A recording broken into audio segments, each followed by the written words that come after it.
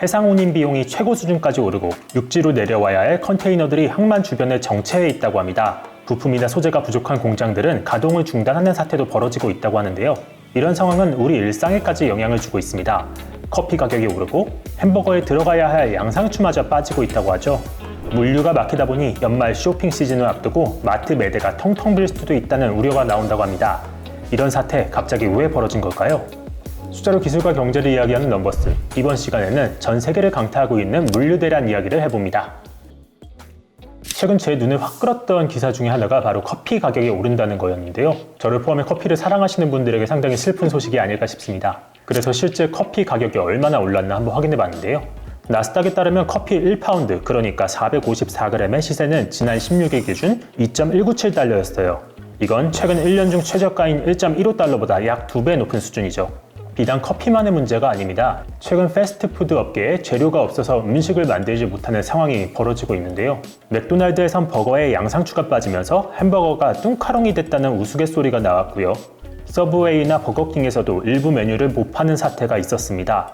이 같은 상황은 사실 꽤 오래전부터 예고가 됐었는데요. 바로 전 세계를 강타하고 있는 물류 대란이 그것입니다.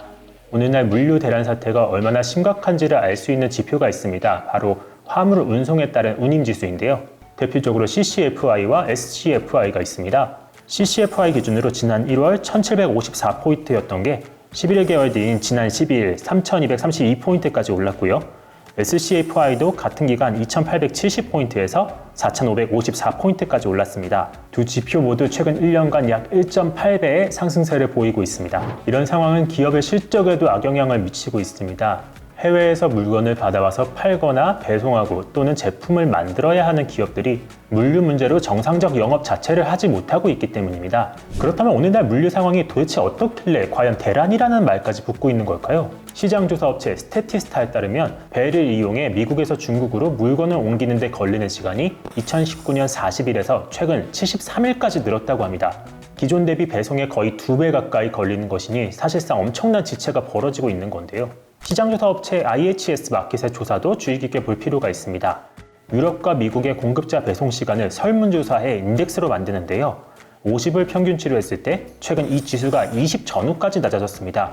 2010년 이후 물류 상황이 사실상 최악 수준으로 치닫고 있는 겁니다. 그렇다면 물류 대란은 왜 벌어지고 있는 걸까요? 최근 국제통화기금 IMF에서 물류 대란의 원인을 파헤치는 보고서를 냈는데요.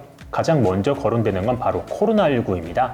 물류 대란이 벌어진 건 코로나19 팬데믹의 시작과 절묘하게 맞물립니다. 항구가 폐쇄되면서 위기를 맞은 운임사들이 구조조정을 했고요. 여기에 각국 정부가 지원금을 풀면서 소비가 늘자 물류를 제대로 처리하지 못하면서 적체가 발생했다고 해요. 또 세계 최대 소비 국가인 미국의 경우 코로나19로 잘린 노동자들이 노동 현장으로 복귀하지 않으면서 일손이 부족해졌고요. 그러면서 컨테이너선들이 항만에 하역하지 못하는 상황도 벌어지고 있습니다. 나라 간 인구 이동이 제한되면서 선진국을 중심으로 외국인 노동자가 부족해진 것도 영향을 미쳤다고 하고요. 이런 현상을 잘 보여주는 하나의 사진이 있습니다. 최근 캘리포니아의 한 항구에 수많은 물류 운반선들이 컨테이너를 내려놓지 못해 항구 근처에 떠다니는 사진이 화제가 되기도 했었죠. 캘리포니아 해양거래소에 따르면 코로나19 이전 캘리포니아 항만에선 하루 평균 10척에서 20척이 하역 작업을 했었는데 최근에 무려 100여 척을 훌쩍 넘는 컨테이너선들이 하역을 기다리고 있다고 합니다. 시장조사 업체 클락슨에 따르면 글로벌 항만 혼잡도는 2021년 들어 사상 최대 수준까지 올라간 상황입니다. 혼잡도가 심한 메인 항만을 피해 물류들이 주변 국가로 이동하고요. 그곳에서 작은 배들로 물류를 나눈 뒤 군소 항구로 옮기는 상황도 벌어지고 있다고 합니다. 연말 쇼핑 시즌과 맞물려 구매가 몰리는 것도 물류에 악영향을 미치고 있습니다. 미국의 블랙 프라이데이와 중국의 광군절이 10월 말부터 11월 초에 있었는데요. 이 시기를 전후로 엄청난 물류 운송이 벌어집니다. 그러다 보니 물건을 구매하고도 제품을 받는데 전례 없이 엄청난 시일이 소요가 되고 있는 겁니다. 그렇다면 물류 대란은 언제쯤 해소될까요?